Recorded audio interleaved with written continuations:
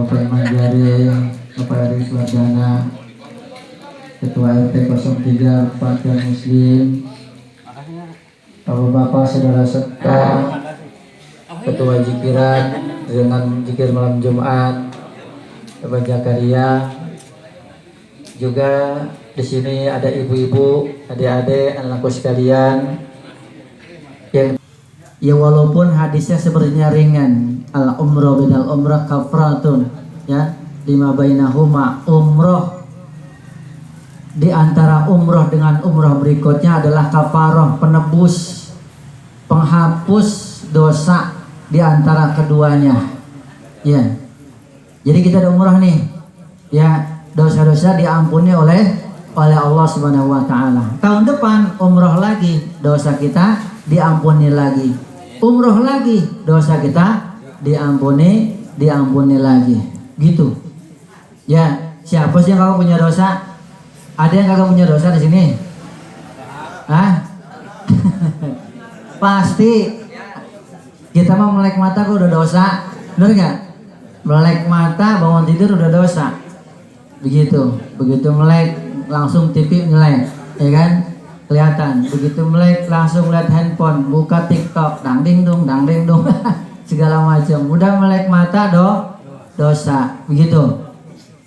Dengan umroh Allah Subhanahu wa taala akan ampuni dosa-dosa kita. Yang umroh, ya. Buat yang umroh ini mah kita mah ya kudu amalan lain. Ya. Jadi ada ibadah umroh itu paling ringan di rukunnya. Ya cuman 5 Pak Nur. Ya, rukun umroh mah pertama pakai ihram, pakai pakaian ihram. Pakaian ihram itu jangan yang berjahit. Ya, kalau buat laki-laki putih lurus dia mah, ya nggak boleh dijahit.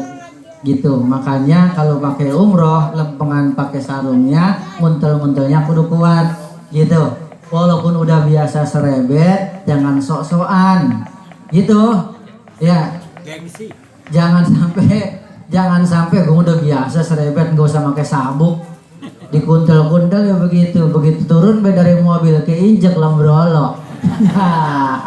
Yang gitu ya kan, orang boleh pakai gituan, pakai pakaian itu doang putih gitu ya.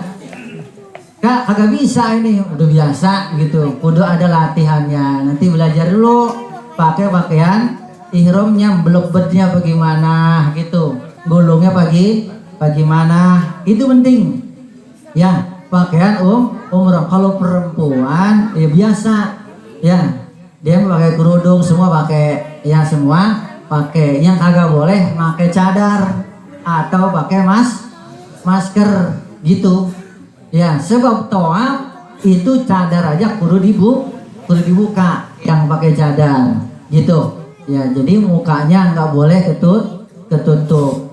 Jadi kalau sudah mulai dari tam'in atau dari bir ali itu mulai pakai pakaian ihram, Mas Nur ya, udah nggak boleh pakai minyak wangi ya. Wah, gue mau minyak wanginya mahal ya, begitu mau pakai minyak wangi nggak boleh ya. Itu sudah masuk pada larangan. Jangan pakai minyak wangi. Kalau mau mandinya pakai deodoran deodoran. Pakai deodoran ya, begitu ya. Waktu mandinya pakai sabun yang wangian dikit, karena kalau sudah pakai ihram udah nggak boleh pakai minyak wangi. Jangan motong kuku kalau sudah pakai pakaian ihram. Jangan motong kuku ya, motong kuku, motong kumis, motong rambut nggak boleh ya. Kalau bisa jangan bunuh nyamuk gitu ya. Pokoknya mulai dari ihram udah nggak boleh bunuh binatang, udah nggak boleh bunuh motong-motong sesuatu gitu. Pakai minyak wangi aja nggak boleh dari mulain ihram. Satu. Yang kedua rukunnya adalah sa'i ya, sa'i tawaf. Jadi Mas Nur, kalau kita lagi tawaf kan 7 putaran. 7 putaran, kalaupun capek jangan berbalik. Ya, capek juga balik kan muter balik. Jadi kan kalau muter tawaf itu masuk Ka'bah di sebelah kiri, kita sebelah kanan begini. Ya, ngapa begitu kita pengen nyium Hajar Aswad? Biasanya kan suka berbalik. Kalau perempuan kita dari sini, perempuan dari sini. Itu kalau mau nyium Hajar Aswad, perempuan berbujul dari sini. Nah, kalau perempuan mau nyium Hajar Aswad, selesaikan dulu 7 putarannya. Tawafnya udah selesai 7 putaran, baru cari cium Hajar Aswad supaya jangan sampai berbalik. Gitu. Kalau kita berbalik, tawafnya batal. Ya, jadi balik. Begitu kita lagi tawaf, kemudian azan, qomat, berhenti di situ, jangan berbalik. Berhenti di situ kita sholat. Walaupun di situ ada orang wadon. Ya, kalau di sana pakai mazhabnya beda begitu. Ini manasik ceritanya nih, gitu ya. Ini masih manasik dulu supaya apa? Supaya arahnya pas gitu. Ini waktu tawaf. Setelah tawaf, kemudian kita sa'i. Sa'i itu rukun. Jadi dari rukun tawaf kemudian sa'i itu 7 kali dari Sofa ke Marwah. Bagaimana 7 kalinya? Dari Sofa ke Marwah balik lagi ke Sofa 1 kali, atau dari Sofa ke Marwah dihitung 1 kali. Kira-kira bagaimana tuh? Yang mana kira-kira? Sofa, Marwah, inna Sofa wal Marwata. Dari Sofa ke Marwah 1 kali, atau dari Sofa ke Marwah balik ke Sofa 1 kali.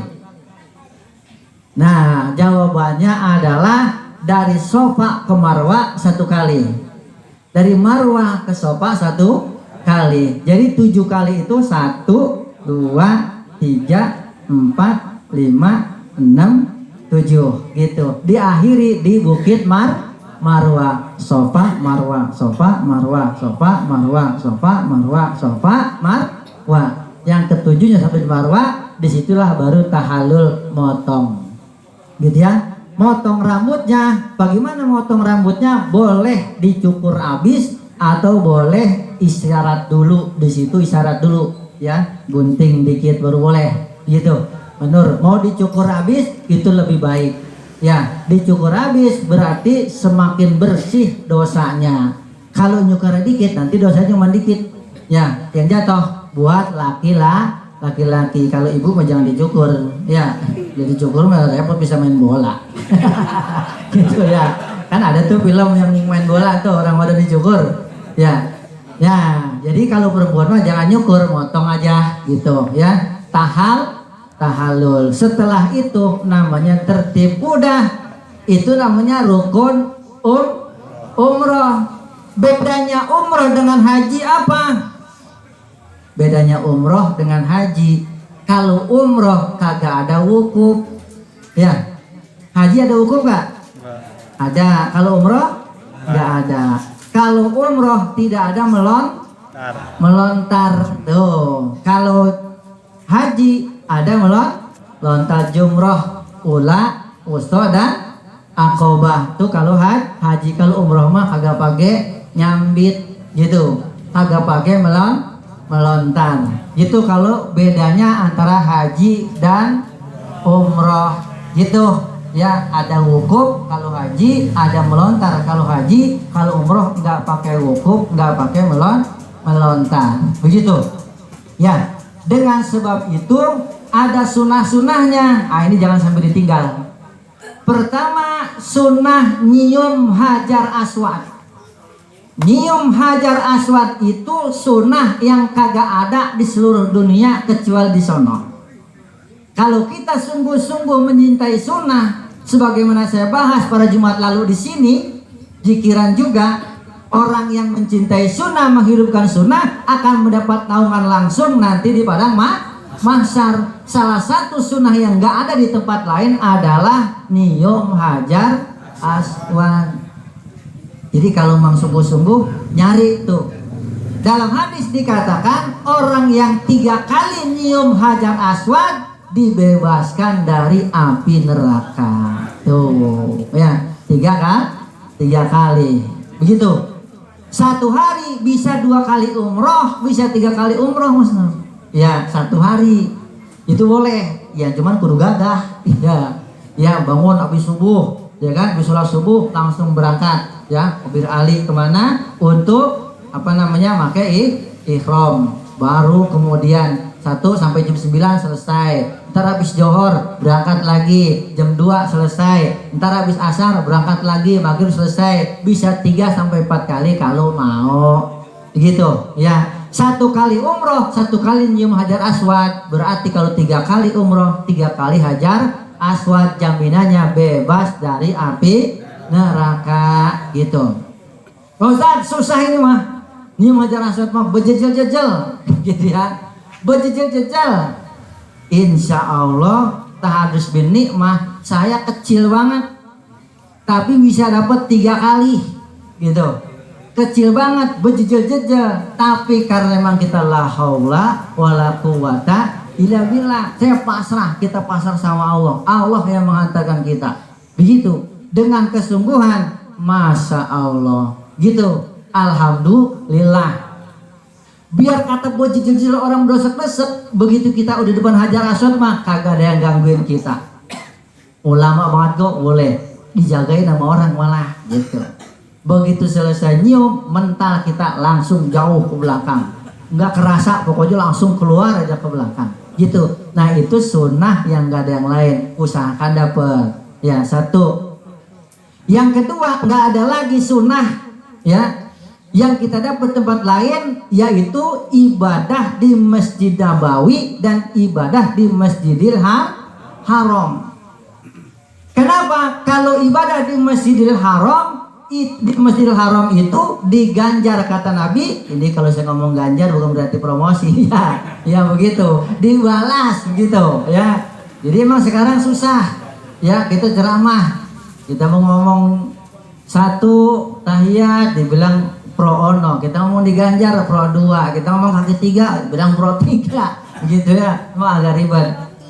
Kita doa diaminin di sono gitu ya.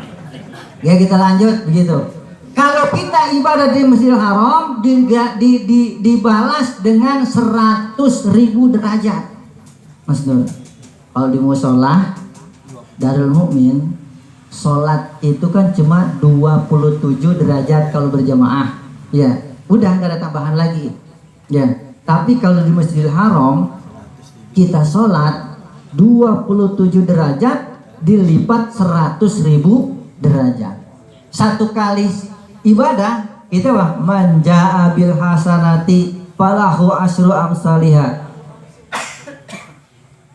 Orang yang datang dengan bawa 1 kebaikan akan diberikan 10 pahala, 1 kebaikan. Berarti sholat sendiri di rumah kagak berjamaah dapatnya 10.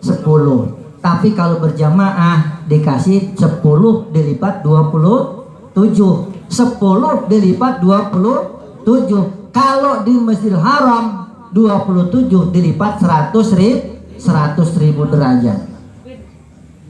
Kita sholawat 1 kali, man sholla alaiya sholatan sallallahu alaihi asyra. Sholawat 1 kali diberikan balasan rahmat 10 kali. Sholawat di Masjidil Haram diberikan balasan 100.000 kali.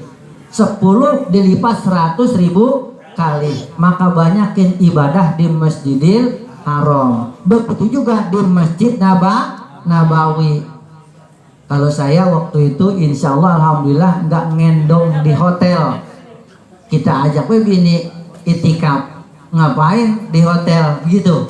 Lah kita biasa di balik di hotel pules bisa kesiangan gitu ya. Udah kita ngendong aja ya. Kita ngendong di larang. Masuk ya dulu nah. Iya emang agak gatal tenggorokan ini. Iya tadi habis maghrib yasinan, barusan habis isya ngisi pengajian ibu-ibu wudunya gitu ya. Itu jauh benar. Nah, kalau misalnya kita lagi batal pengen ibadah terus, banyakin zikir gitu ya, banyakin sholat banyakin sholawat dan lain sebagainya. Pokoknya ibadah di situ dilipat gandakan 100.000 derajat, di Masjidil Haram, di Masjid Nabawi 50.000 derajat. Begitu ya kalau di Masjid Nabawi. Dan ingat, jangan sampai di tanah haram kita melakukan sesuatu yang diharamkan, termasuk salah satunya nyomot batu. Resep banget kalau batu cincin, ngelihat batu di situ jangan dibawa kecuali orang jualan gitu ya. Kalau di Jabal Rahmah itu kan masih masuk tanah haram, itu banyak yang jual cincin Mas Nur. Ya, banyak jual cincin. Di depan pintu Masjid Nabawi itu bocah hitam pisan megang gerobak 5 rial, 5 bisa banget ngomong 5 rial, 5 rial, ditawar kagak ngerti dia. 3 rial ya, 5 rial, 3 rial, 5 rial. Apa aja 5 rial itu di gerobak gitu. Ya. Jadi termasuk cincin apa begitu 5 rial gitu. Yang bagus. Kalau yang dijual boleh, yang bagusnya no langka. Langka di sana banyaknya ya paling kok apa namanya itu yang burik-burik tuh. Ya. Banyakannya KW, banyakan bagusan di sini. Batu cincin mah gitu. Maksudnya jangan nyomot batu, jangan ngambil batang-batang apa-apa di sono begitu. Masuk area tanah haram, jangan dibawa pulang. Ngelihat cecek walaupun disuruh bunuh cecek di sono jangan. Ngelihat kadal jangan digetok gitu ya, karena dilarang membunuh binatang. Itu di wilayah tanah haram. Begitu, ini penting dilakukan ketika kita melaksanakan, terutama waktu pelaksanaan ibadah umrohnya. Kalau udah umroh mah kan cuma sampai tahallul selesai. Ketika kita mau ziarah, mau ke Jabal Rahmah, mau ke Jabal Uhud, mau ke Goa Hiro, mau ke Goa Sur, ya itu di luar praktek yang namanya ibadah umroh gitu. Ya itu mah udah boleh pakai minyak wangi, udah boleh gandeng bini, udah boleh. Ya udah boleh yang begitu mah, tapi tetap yang larangan-larangan tadi ngambil batu dan sebagainya itu nggak boleh. Itu bagian daripada penting yang diperhatikan ketika ibadah umroh gitu. Udah cukup belum nih? Belum. Nah, belum. Ya, ibu sekalian, apa hikmah dari ibadah umroh? Nah, itu kan tadi kan proyeknya, begitu ya. Hikmah ibadah umroh pertama, kita mengikis kecintaan kepada harta. Ini yang namanya ibadah umroh. Sekarang ibadah umrohnya plus kan ratusan, ya bener ya. Begitu bangsa cepek, bukan cepek ribu, cepek juta, gitu ya. Lah ini masya Allah. Orang yang mengikis kecintaan terhadap dunia. So kemarin dibahas tuh di masjid oleh guru kita, oleh Ustadz kemarin, Ustadz Endang ya. Dikatakan nur sholat, nur azan, nur zikir ya. Bukan Nur Ali, bukan. Bukan ya. Cahaya sholat, cahaya Quran, cahaya zikir itu tidak akan masuk selagi apa? Kebesaran dunia ada dalam hati kita. Tuh. Dia nggak bisa masuk. Makanya mengaji kita jalan, maksiatmu tetap jalan. Itu sebabnya apa? Nur Al-Quran belum masuk. Gitu ya. Ceramah kita dengerin ceramah, tapi kita masih bahkan dengan suami, masih gorong-goroin orang, masih ngerjain orang, masih makan riba, berarti nur pengajiannya belum masuk ke hati. Karena apa? Kebesaran dunianya di hati masih penuh. Gitu. Itu dalam kitab dijelaskan seperti itu. Nah, ketika kita ibadah umroh itu mengikis kecintaan kita kepada dunia. Apalagi sekarang Mas Nur udah umroh juga santunan ya yatim gitu. Mudah-mudahan Mas Nur mah bukan orang yang cinta dunia tapi cinta akhirat. Amin ya rabbal. Ini contoh buat kita ya. Orang punya dunia bukan berarti cinta dunia, benar nggak? Boleh duit di kantong penuh, di ATM penuh, asal jangan di hati. Kita makan terbalik, di hati penuh, kantong mah kosong. Nah itu yang bahaya. Ya pengen dong punya duit banyak, angan-angan udah ceban miliar juta padahal mah dibuka ATM kosong, dompet ya Allah begitu ya. Gajian tanggal 1 tanggal 2 udah kosong gitu ya. Bukan berarti punya Pajero, punya Bujero ini ya, bukan berarti cinta dunia, bukan begitu. Yang menyebabkan kita punya dunia itu untuk kepentingan akhirat. Begitu. Kita nggak sayang betul kepada dunia kita, itu berarti nggak cinta dunia. Kita gunakan untuk akhirat. Maka dengan ibadah umroh ini belajar mengikis kecintaan terhadap dunia. Begitu. Satu. Yang kedua, belajar ketika umroh menggunakan pakaian putih, bersih putih, itu mengingatkan kita banyak banget juga di lemari kita pakaian mahal, jas harga jutaan ya, peci, topi, sendal, sepatu, semua harganya jutaan. Ingat, begitu masuk kubur mah putih doang yang dibawa, kagak dipakein sepatu. Pakai sepatu nggak? Lah kagak. Ya, orang meninggal, orang Islam meninggal kagak dipakein jas, walaupun jasnya banyak. Harga batik sekarang ada yang 3 juta, gitu. Katanya doang, saya kagak pernah beli, kagak pernah punya, kagak pernah ngeliat. Tapi itu batik 3 juta, nggak mungkin dipakein orang meninggal. Artinya pelajaran lagi bahwasanya itu semua milik Allah. Kamu mah kembali hanya pakaian putih, begitu ya. Ini kita semua akan segera menghadap Allah pakai pakaian putih. Ibu-ibu jangan banyak-banyak seragamnya, kesian laki, kesian ambelinya, ngutangnya, gitu kan, gitu ya. Kesian, jangan banyak-banyak, karena pulang mah tetap pakai pakaian putih, begitu. Ini hikmah kita melaksanakan ibadah umroh, begitu. Belajar yang ketiga, mencintai Nabi, karena di situ sejarah yang dicontohkan oleh Nabi. Ibadah sunnah di Masjidil Haram, ibadah sunnah di Masjid Nabawi, itu menunjukkan kecintaan kita kepada Nabi. Nanti begitu Masjid Nabawi kita masuk, salamnya adalah Assalamualaikum ayyuhan nabiyyu wa rahmatullahi wa barakatuh. Itu ziarahnya Mas Nur. Kalau ke Masjid Nabawi nanti akan saya bahas tentang bab sholawat. Nanti di situ ada hadis tentang bagaimana ucapan salam kepada Nabi Shallallahu Alaihi Wasallam. Ucapan salam kita kepada Nabi itu lebih utama daripada air yang memadamkan api. Air kita siram itu kan kadang-kadang ada yang mati, itu api ada yang tambah gede, benar nggak?